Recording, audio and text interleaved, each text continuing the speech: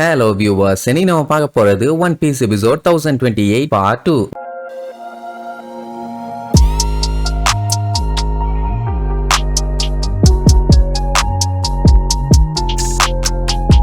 Open பண்ணா கைடோக்கு பாத்தீங்கன்னா இவங்க யாரையுமே கொல்றதுக்கு சுத்தமா மனசே இல்ல. ஏன்னா அவங்க எல்லாம் இவங்க கூட ஒண்ணு சேர்ந்தாங்கன்னா இந்த உலகத்தையே ஆளலாம். அதை விட்டுட்டு இந்த மாதிரி எல்லாம் பண்றது கைடோவுக்கு அசிங்கமா இருக்குது. பட் லூஃபி சொல்லிடுவான், உன்ன மாதிரி முட்டா பாய கூட எல்லாம் ஒண்ணு சேர முடியாது, வேணா தூக்கி போட்டு வாயிலேயே மிதிக்கிறேன், எவ்வளவு வேணுமோ அவ்வளவு வாங்கிக்க, எங்களுக்கு சாமுராய்ஸா தான் பிடிக்கும், உன்னை எல்லாம் சொத்தமா பிடிக்காது அப்படின்னு. சரி வா அதையும் பாத்துடலான்னு அவன் சண்டை ரெடி ஆயிட்டான். நம்ம பையன் சண்டை போடுறதுக்கு முன்னாடி யோசிச்சு பார்ப்பான், நம்ம தாத்தா என்ன சொல்லி கொடுத்துருப்பாருன்னா அந்த யூஓ பவரை யூஸ் பண்ணும்போது ரொம்பவுமே பிரஷர் பண்ணக்கூடாது. ஏன்னா அது ரொம்ப ஸ்ட்ராங்கான பவர். இவனுக்கு ஒரு இன்விசிபிள் ஆர்மர் மாதிரி இவனை டிஃபெண்ட் பண்ணும். கூடவே அதை வச்சு அட்டாக்கும் பண்ண முடியும். அதை கரெக்டா யூஸ் பண்ணாலே போதும், அதை இன்னும் ஸ்ட்ராங்காவே மாத்த முடியும். அண்ட் அது மட்டும் இல்லாம இதை பெர்ஃபெக்ட்டா அடிச்சான்னா எனிமியோட பாடிக்குள்ள என்டர் ஆகி அவன் பாடியவே டேமேஜ் பண்ணும். சோ ரொம்பவும் கஷ்டப்பட்டு முக்கி முணங்கி பாடியில இருக்க எனர்ஜி எல்லாம் வேஸ்ட் பண்ணணும்னு அவசியம் இல்லை. அவன் பாடியில யூஸ் பண்ணாம வச்சிருக்க ஹாக்கிய அவன் கைக்கு அதை கொண்டு வந்தானாலே போதும், அது அவனுக்கு பெர்ஃபெக்ட்டா இருக்கும். என்ன அந்த கைடோ இவனை அட்டாக் பண்ணும் போதும் அவன் கலர் ஆஃப் சுப்ரீம் கிங்க யூஸ் பண்றான்னு கண்டுபிடிச்சான். அந்த ஆயுதத்தை வச்சு அட்டாக் பண்ணும்போது நம்மளால தடுத்தான்ல, அப்பதான் அதை கண்டுபிடிச்சான். சரி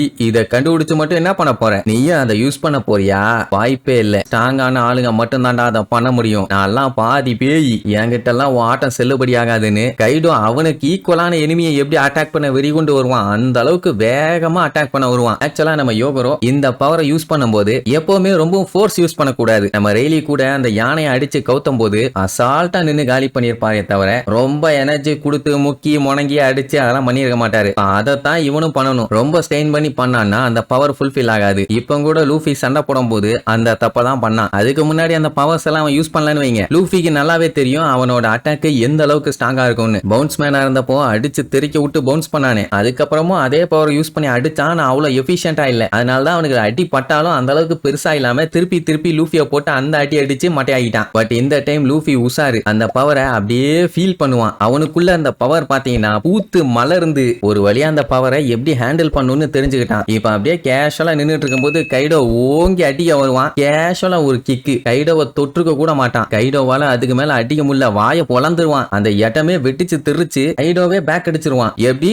வெறி கொண்டு அட்டாக் பண்ண பாஞ்சு வந்தவன் பேக் அடிச்சிருக்கான். அடுத்து ஒரு ஜம்ப போட்டு ரிட்டர்ன் ஓடி வந்து ஓங்கி ஒரு குத்து வைப்பான். கைடோ பாத்தீங்கன்னா கிரிக்கெட்ல டொக்கு வைப்பாங்கல்ல, அந்த மாதிரி டொக்கு வைப்பான் அட்டாக். இப்படி நம்ம பையன் பண்ற அட்டாக் கண்ட மேனிக்கு வெளியில ரிஃப்ளெக்ட் ஆகுமா? அன்கான்சியஸா இருந்தாலும் டப்புன்னு எந்திரிச்சு பார்த்தா மிரண்டுருவான். ஏன்னா லூஃபி அவனை தொட கூட இல்ல, ஆனாலுமே அவனை தடுத்துட்டு இருக்காங்கிறதா பெரிய ஆச்சரியம். அந்த டைம் லூஃபி பாத்தீங்கன்னா அவர் சொன்னதான் யோசிச்சு பார்ப்பான், அட வேற ஒண்ணும் இல்ல, அந்த ஹாக்கி பவரை அவன் பாடியில ஃப்ளோ பண்ண விடணும், ரொம்ப ஸ்டெயின் பண்ண கூடாது, இவ்வளவுதான். அதே மாதிரி ஃப்ளோ பண்ணி அடிச்சு விடுவான். கைடோவால அந்த பவரை சுத்தமா தடுக்க முடியல, மிரண்டுட்டான். எவ்வளவோ முக்கி பார்த்துட்டான், முனங்கி பார்த்துட்டான், அதுக்கு மேல அவனால முடியல. யோசிச்சு பாருங்க, இதுதான் அவனோட ஸ்ட்ராங்கஸ்ட் ஃபார்ம்னு சொல்லிட்டு ஓவரா சீனா போட்டுக்கிட்டு இருந்தான். இப்ப மூஞ்ச பாருங்க, வாங்கின அடியில வாய் எப்படி கிளியுதுன்னு. அதுக்கு அடுத்து அடி வாயில. இப்படி அடிய வாங்கும் போதுதான் யோசிச்சு பார்ப்பான். கடைசியா ஜோரோ பாத்தீங்கன்னா அவனோட முழு பலத்தை யூஸ் பண்ணி அட்டாக் பண்ணான். அது கைடோவோட நெஞ்சில ஒரு ஆழமான வெட்ட போட்டுச்சே தவிர அதுக்கு மேல அவனுக்கு பெருசா எந்த பிரச்சனையும் இல்ல. பட் டேஞ்சரான ஆளுங்க தான், ஆனா இன்னும் கொஞ்ச நாள் விட்டா பெரிய லெவல்ல வந்து அட்டாக் பண்ணுவானுங்கன்னு நல்லா தெரியும். அதனாலதான் காலி பண்ணலான்னு முடிவு பண்ணிட்டான். லூஃபி பாத்தீங்கன்னா கைடோவை காலி பண்ணுனே தனியா ட்ரைனிங் எடுத்துட்டு வந்திருக்கான். அப்புறம் எப்படி விடுவான், அதான் ஒரே அடி தெரிய விட்டுட்டான். லாவால சுத்தமா நம்ப முடியல, என்னடா இவன் தொட்டாமையே இந்த அடி அடிக்கிறான்னு. அதாவது இப்ப கைடோவை அடிச்சு பறக்க விட்டுட்டான், அவ்வளவு பவர்ஃபுல்லான அடி. இத்தனையும் பாத்தீங்கன்னா லூஃபியோட எனர்ஜி சுத்தமா டவுன் ஆகல, அவன் கேஷுவலா இருக்கான். மொத்தத்துல அந்த பவரை பெர்ஃபெக்ட்டா கண்ட்ரோல் பண்ணி பழகிட்டான். அதனால லாசோரோ கிட்ட உடனே கீழே போக சொல்லுவான். நீங்க ஒண்ணு இங்க இருந்து கஷ்டப்பட வேண்டாம், இவனை நானே காலி பண்ணிக்கிறேன்னு சொல்லும் போது கைடோவாங்க காட்டுவாங்க, முடியாம அங்க முக்கிட்டு கிடக்குறான், அடுக்கவே போட்டான் நம்மளு. அப்ப எவ்வளவு பவர்ஃபுல்லான அடி. சிரிச்சுக்கிட்டே